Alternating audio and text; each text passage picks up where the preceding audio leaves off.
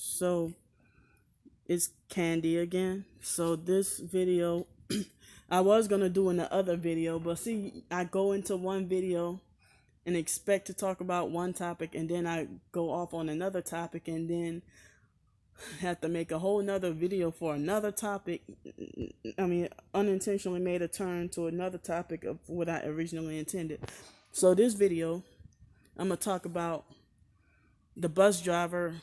Um, when I got back to Pensacola 2 days ago, the black bus driver who defended Alex, I confronted her. Not in a confrontational way, but um, I just walk up to her and you know, was trying. I don't remember how I approached her, but it wasn't in a bad way at all. But I was like, I think I probably, knowing me, I the type of person be like, well, I'm sorry, I didn't mean for, what happened the other day. I don't mean for any trouble. I think that's what I said. And so she was like, oh no, you didn't do anything wrong. But y'all saw on video what she was doing, right? If you go back and watch those videos, y'all saw what she was doing. But when I approached her and talked to her, and I've had that happen to me with high school bullying and other situations too, where people will act like they're taking up for the perpetrator while the perpetrator is there. And then behind the perpetrator's back, then they act like as if they're on my side. So the bus driver, she's like, oh, no, no, no, it was nothing with you at all.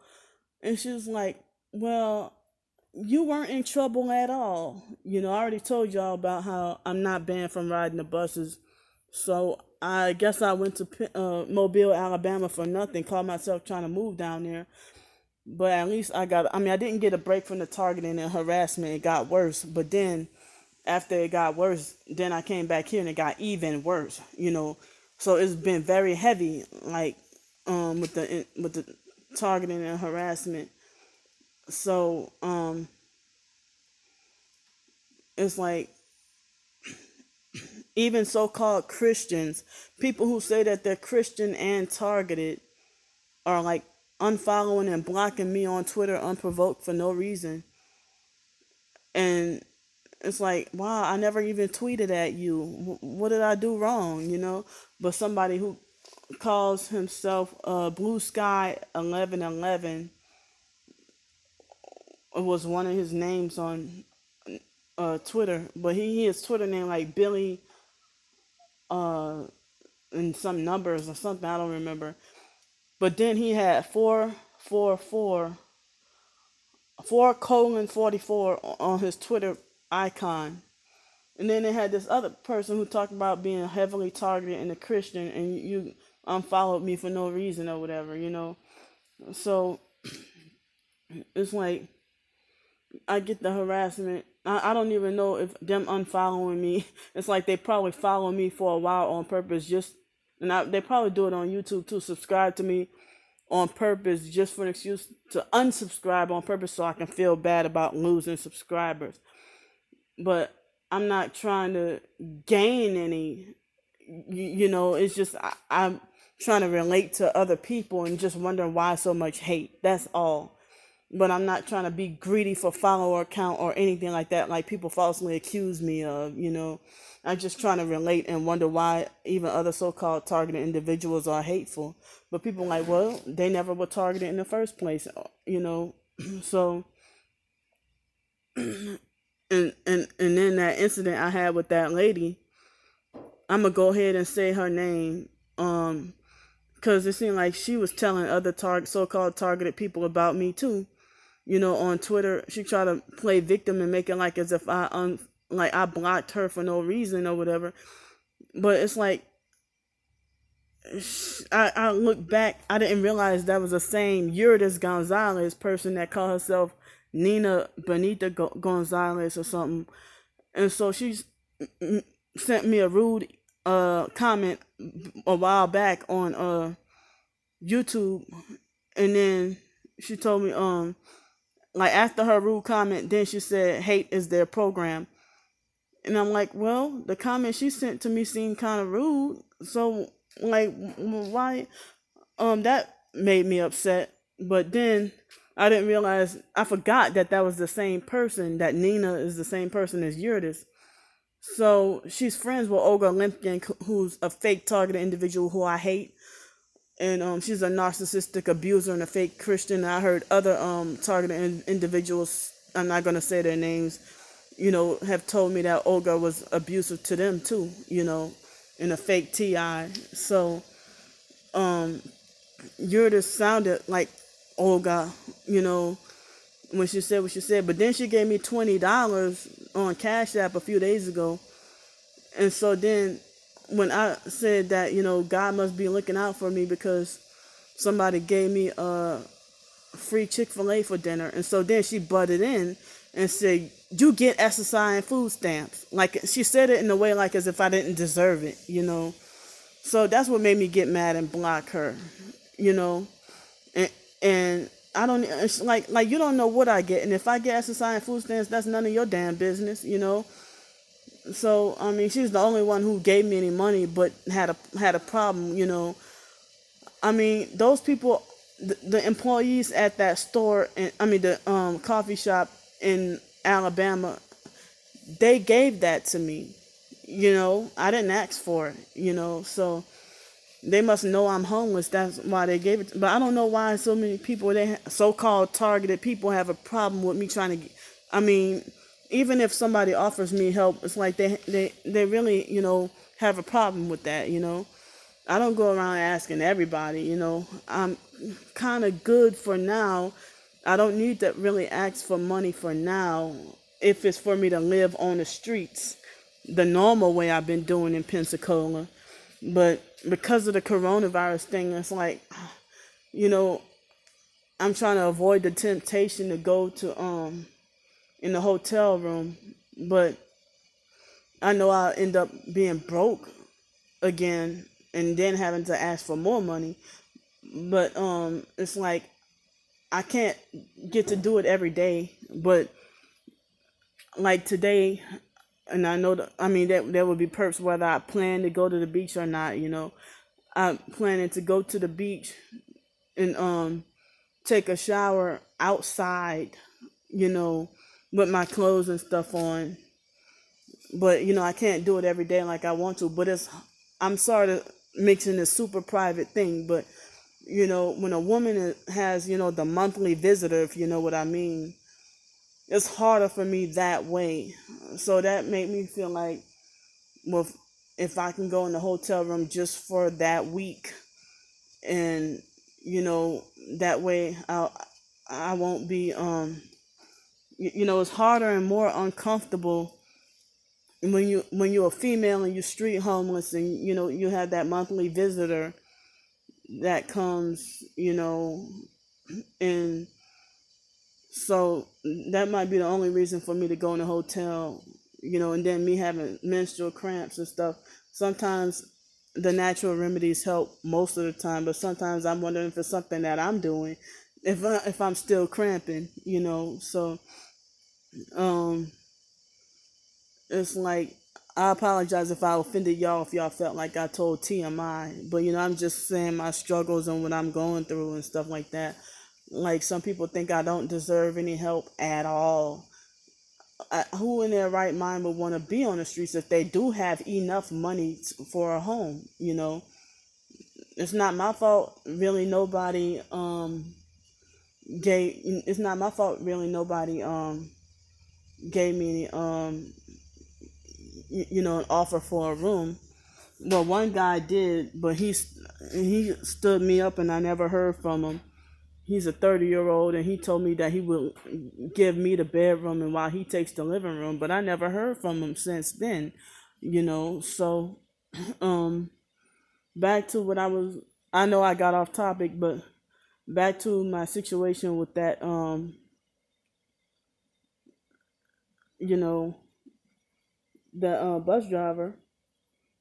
Well, like, when I talked to her, she made it like as if she decided, but I mean, that's fucked up and cold that you leave him to ride the bus and then you put me off the bus and say you didn't want me to ride the bus because but I'm the female, he's the guy, and you left me to have to go and take a cab home. That's not fair. You left me to do all that because to protect me. But then, and I'm the female, but Alex, he was the one who was making trouble, whether he put his hands on me or not. So it's like y'all saw how she was acting on camera and stuff, you know. So she said that they put me off. She said that she wanted me off the bus to protect me, and she tried to say if in case I get violent, and she tried to say, oh, it was just for your safety and your protection in case you get violent, or and we didn't want we didn't want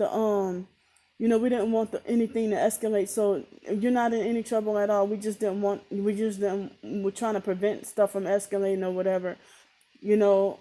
And so she said that the other bus driver, Mr. Simmons, who used to perp me very fucking hard when I first got here, and now he acts like he super loves me now. He never said, "Well, Candy, I'm sorry," but I guess his actions show that he's, sorry, So, cause I saw him, like towards like he got off his bus and I saw him walk towards, you know, the other bus driver. I don't know her name. So I she said that he defended me and protected me, and that he even knew that Alex was a problem. You know, so you know, they weren't, nobody was clear with me, and everybody was giving me a runaround when I was trying to ask, am I banned from riding the buses or no, and they didn't want to tell me.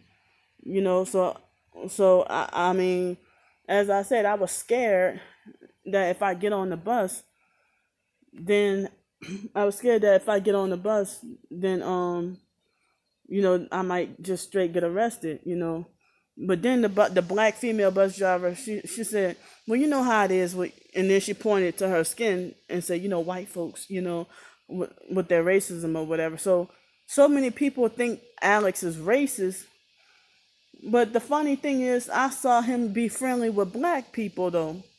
It seemed like he likes to kiss the ass of people black as tar.